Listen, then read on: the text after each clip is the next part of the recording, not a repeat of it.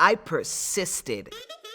Every time somebody tried to break my spirit, I was like, you know that Beyonce song, "You won't break my soul, you won't break my soul." I mean, that was me from day one. I tell people all the time, it took me 40 years to become an overnight sensation. I am here to tell you that this is what believing looks like. My first film was with Sidney Poitier, and I'll never forget, he said, "Sheryl Lee Ralph, I expect great things from you." There were quite a few plateaus. Okay, there were quite a few valleys, but it was always about making that rise.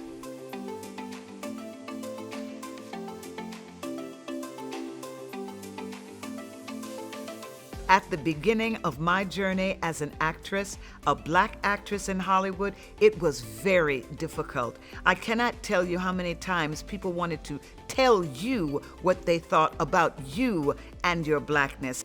One producer, I went to work, I did the table read, I went home, and I had been fired. And when I called and I asked why, he said, "Well, to tell you the truth, you're just not black enough." And then I remember coming back to Hollywood after a very successful run of Dreamgirls on Broadway, and the big-time Hollywood casting director looked at me and he said, "Well, everybody knows you're a beautiful, talented black girl. But what do I do with a beautiful, talented black girl?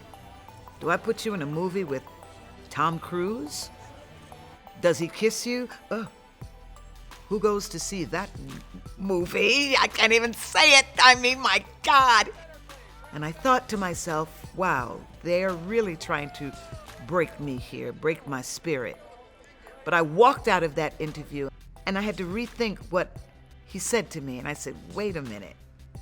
Everybody knows I'm a beautiful, talented black girl, and I should be in a movie with the likes of Tom Cruise, and he should kiss me. And I said, yeah, that's right, here we go.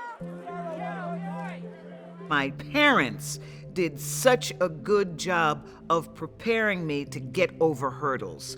I tested out of public school, and I was the only black person in one of those fancy little private schools, and some of the terrible things that people said to you, and I mean not just the kids, but the adults too. But when I cried, my mother sat me in front of the mirror and said, "Do you see an N-word? Do you see an ugly monkey? What do you see?"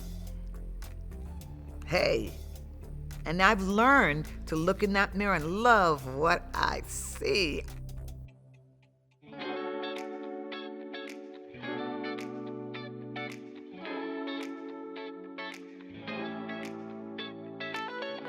The Jeffersons was my first TV job, and I played Mr. Jefferson's secretary. That ain't my anniversary, is it? I'm afraid so. Oh, damn, I missed the last two. 3. And I have to tell you that he and I stayed in touch my whole career. In fact, the last job he did, we did together. I'll be waiting in the car. I got Designing Women because I went after it. Oh, I like you, Mary Jo. You're so focused. I put together this big fundraiser, and in walks the man that I know is one of the producers of Designing Women. And I walked right up to him and I said, "Why does Anthony not have a good relationship with a black woman in Atlanta? I think you need a black actress on that show." Well, he peeled my hands off of his lapel and he said, "Call my people, set up an interview, and we'll see what we can do." That's how I got that job. When I look back at those shows, the jobs that I got, what it took at times to get them, I think to myself, my God, you had a lot of guts. And I was determined not to give up, even when the industry was trying to tell me there was no room for me. Nobody was gonna break my soul. They weren't gonna break my spirit, because I've been learning how to do this my whole life. Took them a while, but guess what? They found me. Yes, they did. Thank you.